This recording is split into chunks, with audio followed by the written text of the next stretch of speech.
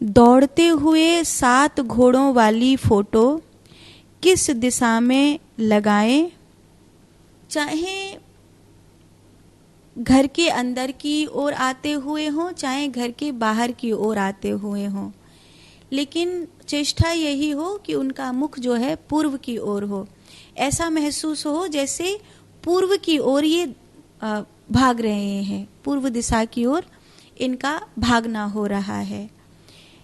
क्योंकि घर की पॉजिटिव एनर्जी के लिए हमारी जो ऊर्जा है वो पूर्व की ओर यानी सूर्य की ओर जानी चाहिए।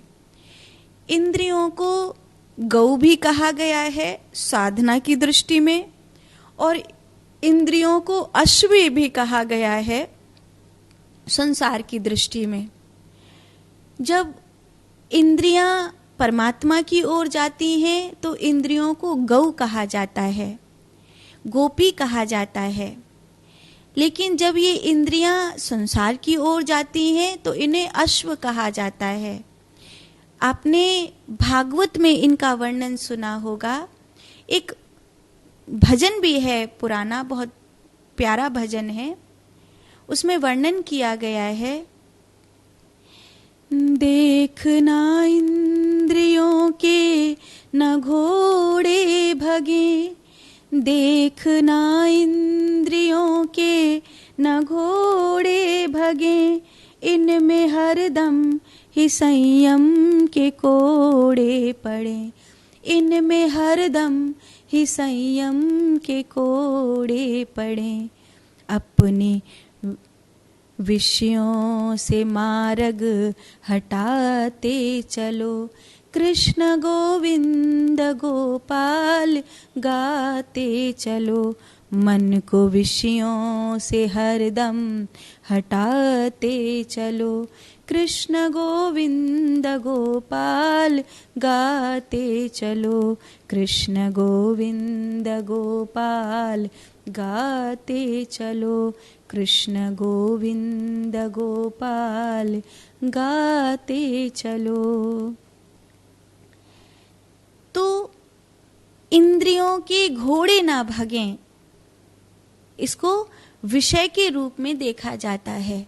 तो जब हम घर में 7 घोड़ों की भागती हुई तस्वीर को लगाते हैं तो उसे पूर्व दिशा की ओर वह जा रहे हैं ऐसा लगाना चाहिए। पूर्व की दिशा को गुरु माना गया है, पूर्व की दिशा को आचार्य माना गया है।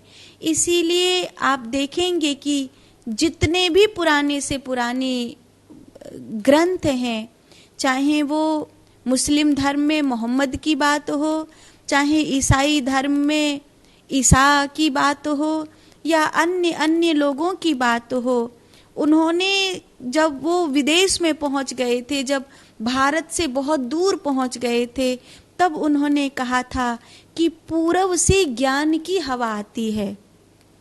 और पाश्चात्य देशों में अगर देखेंगे तो आज भी ये वाक्य प्रचलित है, चाहे वो ईशा की वाणी के रूप में प्रचलित हो या अन्य मोहम्मद आदि की वाणी में प्रचलित हो, कि पूर्व से ज्ञान की हवा आती है।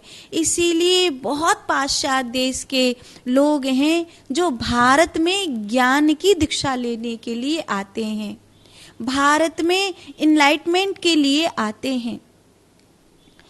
भारत को ये पूर्व का देश है, इसीलिए इसे विश्व गुरु कहा जाता है। आज भी जब हम ध्यान के लिए बैठते हैं, साधना के लिए बैठते हैं, तो हमें यही कहा जाता है कि पूर्व गुरु की दिशा है, आचार्य की दिशा है, इसलिए पूर्वमुख हो करके बैठो। भगवान बुद्ध जब पीपल के वृक्ष के नीचे बैठे थे तो पीपल का पेड़ उन्होंने अपनी पीठ के पीछे लिया था और वो उनकी पश्चिम में था और भगवान बुद्ध का मुख पूरब में था, तो वो पूर्व मुख हो करके बैठे। तो जब आप पूर्व मुख हो करके बैठते हैं तो आपको ये गुरु की दिशा का तेज प्राप्त होता है।